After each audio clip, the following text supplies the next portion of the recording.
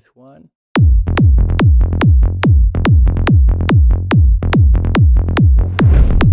Yo, what is up, my broskis? Today, I'm going to be showing you the only tutorial that you need on how to make your bass lines fat AF. And hopefully, if I teach this right, then I know that you'll be getting your bass lines on your way to becoming a professional. Putting a lot of effort into this tutorial, so hopefully this is the only one that you'll actually need. So make sure to pay attention to this, because I struggled with getting my bass lines for so many years. After 8 years of producing, it was only until like 1 year ago that I actually perfected the bass line. One biggest tip, the one biggest takeaway that you can actually have from this, I'm just gonna say it right now, I'm just gonna give you value right now, is that most people mix their bass lines and they make it way too loud because it sounds too good. I know that's exactly what I did when I was younger.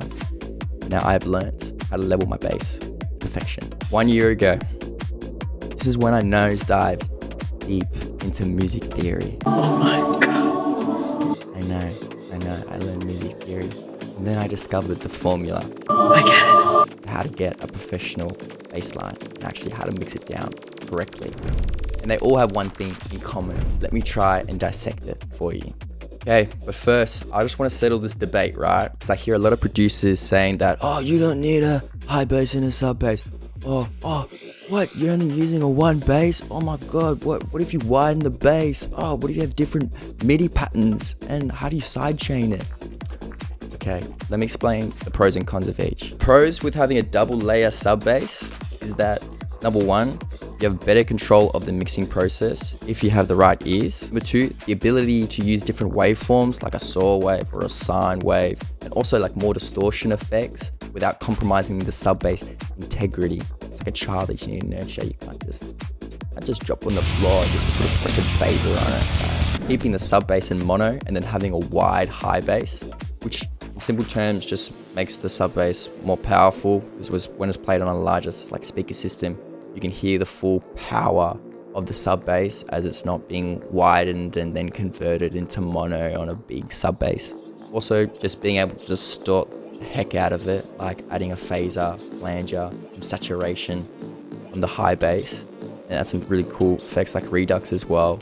Yet you're able to keep the sub bass the same. Being able to sidechain the sub bass, you can sidechain the sub bass a lot heavier than what you would do with high bass. I like to sidechain my sub bass completely, and then on the high bass, I might want to have like a little bit of groove, and so I actually might want to have it a little bit weaker, so that way it kind of bleeds through in the mix when the kick hits, when the dun dun dun hits. Also, when I'm arranging the track, I think it's advantageous to have a sub bass and a high bass, because I can just put the high bass on like in the build up or in the breakdown, and then the sub bass I'll give like the dance floor a bit of time to rest without having their ears just going womp womp womp womp womp the whole time. That means that the energy drops.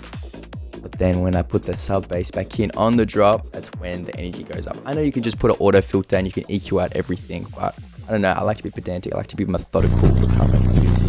And lastly, maybe one of the biggest pros is that you can have different MIDI patterns. So I can have like a complex high bass pattern, and then with my sub bass, I can just keep it simple and minimal, so that way it won't have any interference and it won't be changing octaves, and it will be able to stay on the offbeat of the kick, so that way it's always got a rhythm and a flow to it, and it's not going to sound like it clips and clicks, which we'll definitely run into. Now, I've got a few cons though with the sub bass and a high bass. So I don't want to just be like a sub bass, high bass fan. If you're just having one bass, that can be easier to do, because when you're having a high and a sub bass, you have to mix the both of them in parallel. So you need to know how loud they should be. And so sometimes that's a little bit harder to do.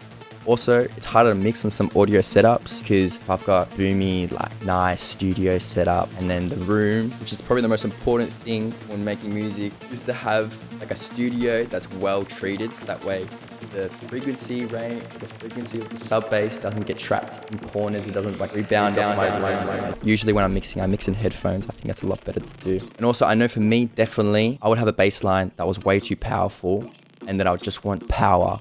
It sounds like sick on my setup. But then no, that's not how you do it. You learn from my mistakes. More power means the whole track is just leveled less, like especially when you put it on a streaming service like Spotify.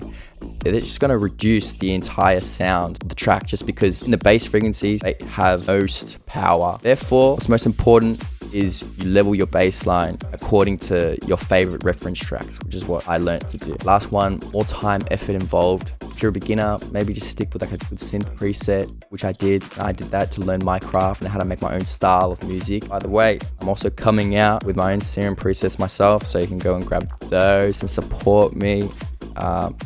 Yeah, the support I've been giving so far has been phenomenal, so I really just have to say a big thank you, and I just want to give back to you guys. And I did this serum preset pack, went through all my old project files, and I got all the best serum bassline presets that I've made to date. All the ones that DJs love, and they say the bassline sounds ping or phenomenal, and I'll add that in this preset pack for you guys to enjoy. Okay, so now if you do decide to have only one bassline, I'm not going to judge you because I know that you're trying to learn and try to learn from me, so that's all that really matters. But there's one thing that you should do. Okay, so if you're going to have just a single bassline, this is the one thing that I do recommend you to do. And you can see how wide it is if you widen it. You put the EQ weight on. You set it to mid-side, right here. And then this bad boy, you set this slope to around 100 hertz. And then you just want to EQ out all the frequencies that are below 100 hertz, like so.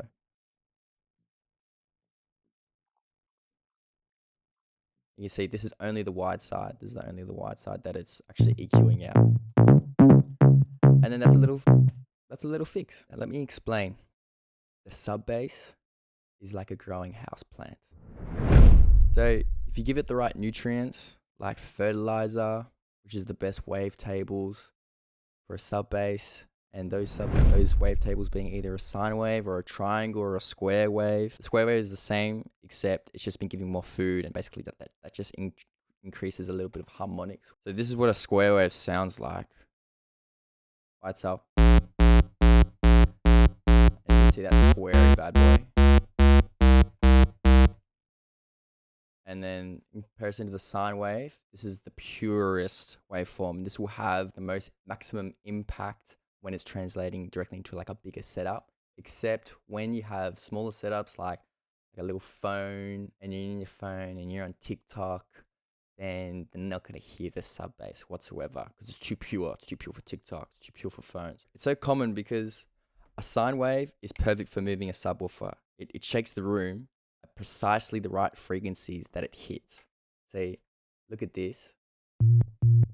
It's hitting only at that frequency, whereas if I engage the basic square wave, it's actually got all these other harmonic frequencies that I introduced. Therefore, it won't be as powerful when you just use only a square wave or only a saw wave, because it's kind of leveling it out. It doesn't have as big a peak. And so yeah, the problem with clean subs like a sine wave is that it doesn't translate well to smaller setups. So that's why you might feel that when you're mixing and you're producing that it doesn't hit as hard, but it does when you put it on a big speaker setup. Back to my plant analogy. If you put it in the right spot in the garden where it gets sunlight, but not too much of it as it will dry out, it does depend on the right synth. But for instance, right, in wavetable, it's C1 to C2. And so I've got my bass MIDI pattern on A sharp 2. And this is where you want it to be hitting around in that 20 to 100 hertz range for the sub bass. Next, when you have your plant, like, you don't want any other plants to be getting in the way of it. I don't want my claps. I don't want my drums. I don't want those bad boys to be getting in the way of my beautiful houseplant and stealing its sunlight. What I do, I set an EQ 8 above 100 hertz, so it will never interfere below that. Because sometimes you'll get a clap, for instance, that will have a little bit of low range, or you might have like effects or another synth or even a vocal that might have a little bit sub 100 hertz frequency that will affect it, and that will actually drown out the sub bass. That's what you do. You carve it out. In its own mix. 20 to 100 hertz. That's where I keep my sub bass. Got the sub bass that plays here. The sub bass that plays here. What I do, I've got my Dowd sub bass rack, which is in my sample pack. Shout out that guy. Put oscillator 1, oscillator 2 on, oscillator 1, basic shapes. I put the sine wave to -12 semitones, And then in the basic shapes again, I put it -24 semitones for the square wave. All these, it's very simple. You don't need to add anything on it. We're going to reduce that later. And then in here, I just set a slope. I need a 12 dB slope here. Add some saturation after the fact. Then a sidechain. Set the sidechain to my sidechain channel, which I always recommend to do with a sidechain, which is just a separate channel here, what it sounds like. And then I turn that off. And then after the fact that I've saturated it, it might have a few more frequencies. So yeah, see above here, and I just want to clean those all out. It's where the high bass will be predominantly in. So I'll set this right there. Sometimes I like to do this around where the kick hits at its most powerful. I might just decrease a very resonant little slope around like 7 dB. So that way it just gives the kick a little bit more room to have a bit of an impact, yet still maintaining the power of the sub. Now, the best keys of the sub, you guys should definitely know this. And I call this the power zone. This is where the most power in the sub will rest. So if I have my line right here, certain keys will work better than others, right? So for example, the notes between F and A will always be more powerful than the notes below F. So if I put my scale on C and I put it up to D, you actually notice that the sub bass. So you actually notice that the sub bass will be peaking around 30 hertz, and that's not what you want. It's below what most speakers can actually handle. So takeaways between F and A bass range, they're a good balance between like what a good subwoofer reproduction and audibility. In other words, it's something that you can hear and feel. And so this is why I call it the power zone. And this is why so many songs that are featuring like heavy basses typically are in F minor or F sharp minor or G minor, for instance. And these are what you should be going for if you want a fat bass line. If the bass line isn't that important in your song, you can disregard this. Okay, so now what volume kick and bass be? I like to use either mini meters, which is only $10 and it's a pretty good reference tool, or I like to use Signalizer. So what I do, put that on my kick and bass channel. And so now I can see where my kick ends. See there? And then I want to have it so my kick decay, if it's too long, then it's going to be interfering with the actual sub bass. You can see the tail ends over there, and that's not what you want because it drowns out the sub bass and it can make it a lot harder to mix down. So with my kick, make it a little bit more punchy, change it to one shot. By the way, if you like this kick sound, it's in my new sample pack too, Dowd Kicks number 17. So for a faster BPM, you have to have a shorter kick because there's just no way around it. It's faster, there's less time in between kicks. But if you have a slower BPM, you can have a longer drowned out kick. If you want a fat offbeat bass line, your kick has to be short. Or if you want a heavy kick, your offbeat bass line has to be a lot weaker. It's like a seesaw. You can't have both. I short my kick. And then now, you can see, now,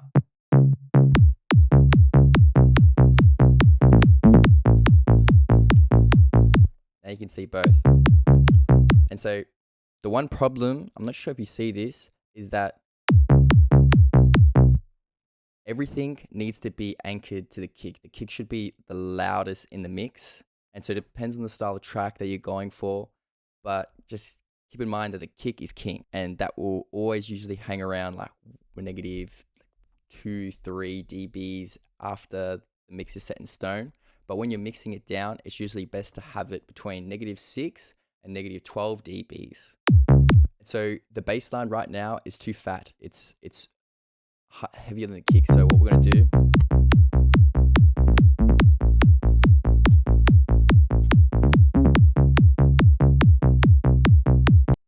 okay, so now we've leveled down the kick. Next step, it's called kick layering.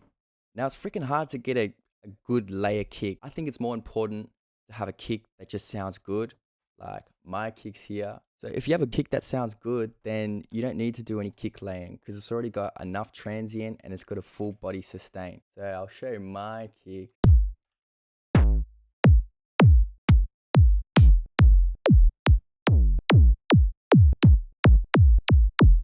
My goal of this sample pack was to make it actually unique and to have some kicks that just aren't the same as a 909, because 909 kicks are king, but sometimes you want a little side trance kick. Oh, side trance kick is powerful. Sometimes you just want a heavy donker like this one. What does that sound like in the mix?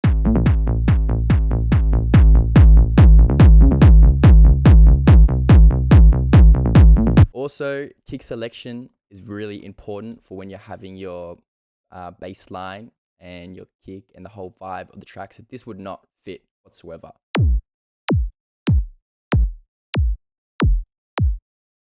Maybe a side trance kick, or maybe you wanted less transient.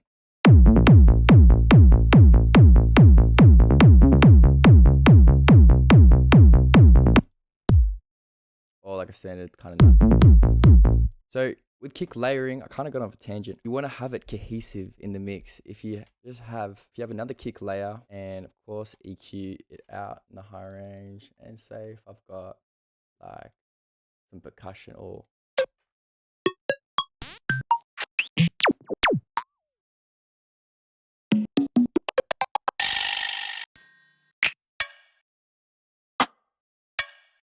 yeah, so we do this one.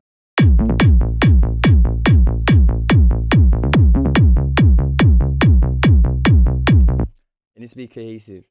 And so let's do a hat.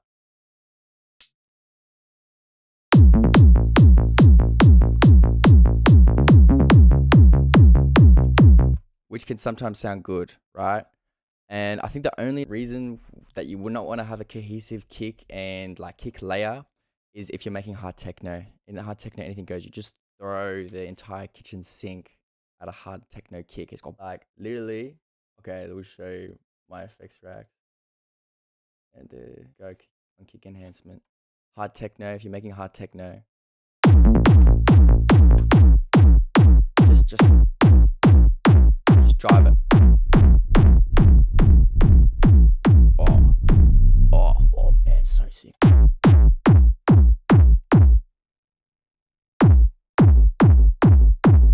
Yeah, okay, so don't do that. Lastly, saturation on the kick. If you don't have a good kick sound, usually it's better to just add a little bit of saturation. And this kick, since I made it myself, I've already added saturation and a lot of drive into it, so it doesn't actually need much.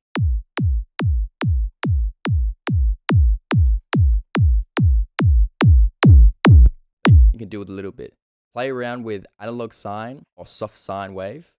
This is like actually almost like an imitation of a really expensive plugin called Oxford Inflator. And that one is like a couple $100. I was like, I'm not spending that much money on that. And then I actually researched that this soft sine saturation is legit the exact same thing. And so most of the time on my kicks, it's always got soft sine saturation. Most of the time I put saturation on, it's always a soft sine. Also, you can use another plugin to actually accentuate the kick transient from the decay. So this one's been used by like a lot of famous artists like Molp, Umic, and this just actually helps separating it, and you can EQ out both. So I can have a heavy transient. I know it's already perfect. You can do that. Or I got a free one. And guess what? It comes with Ableton.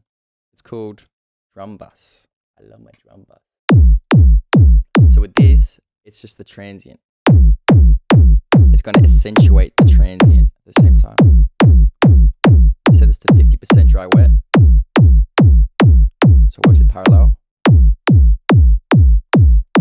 If you set the transients below, it's going to reduce the transients, but we want a little bit more. So the dampening all the way up, so the drop 0.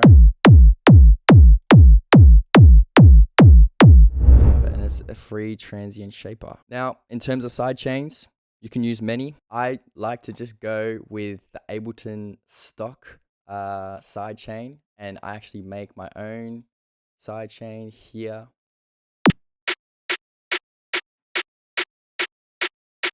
See, and then it's side chain to the kick. I set this to peak, and then I set the ratio 4, or sometimes on the sub bass, I'll have it infinite because I want it to infinitely reduce. Doesn't matter on the sub bass because I'm going to be EQing out the highs. Sometimes it will click with an ABLETON compressor, or you can use other ones like LFO tool, which is the exact same thing, except you can actually manually put it to what you like. So go on a sidechain 1, and then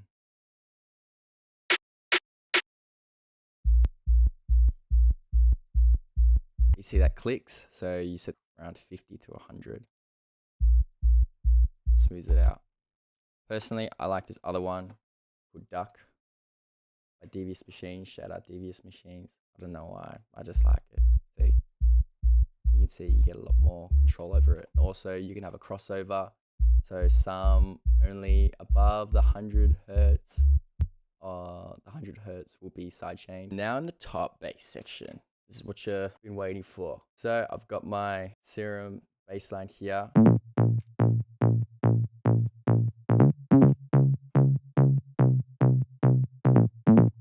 And so with the top, to add Sooo, classic trance style Sooo, -3 octaves. This is what the MIDI pattern.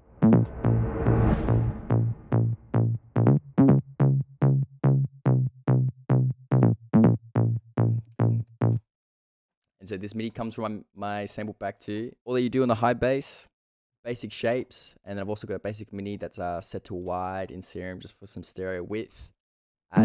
Add an MG low 24 onto it, route that to the amp and the envelope 1. Do that, set that here, and set that around 50. Increase a little bit of the drive as well.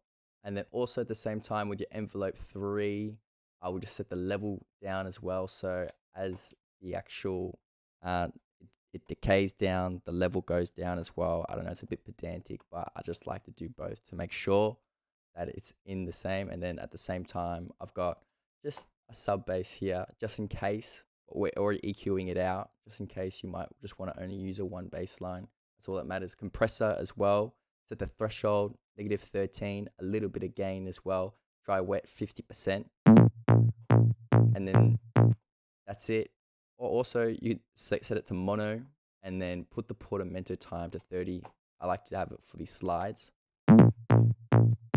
What if we would have, or what if we would put one of my bounce basses in?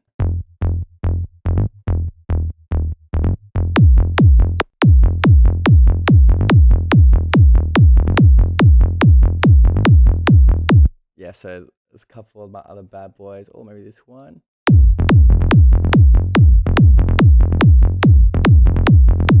Oof, sheesh. So with the processing of it, since you've got a separated low and high bass line, what I want to do is sidechain it. Weak sidechain, doesn't be all the way. So I got it like this. Warm up highs preset from Saturator. No color or anything on that. Ozone Imager, just to check the wideness of it. Good. And then this is where you can get into some effects. A little bit of crunch if you want, or some ensemble feedback. Or what I see what all modern day producers are doing is maybe one of these. You add a little bit of redux.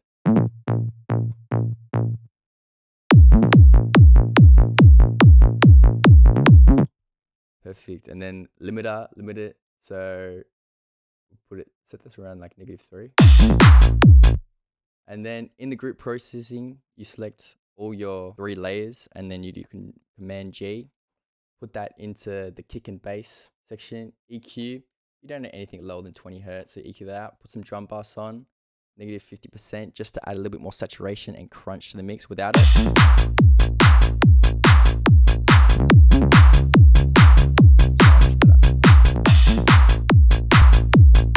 Close likes on the video are much appreciated. It helps me make more content like this.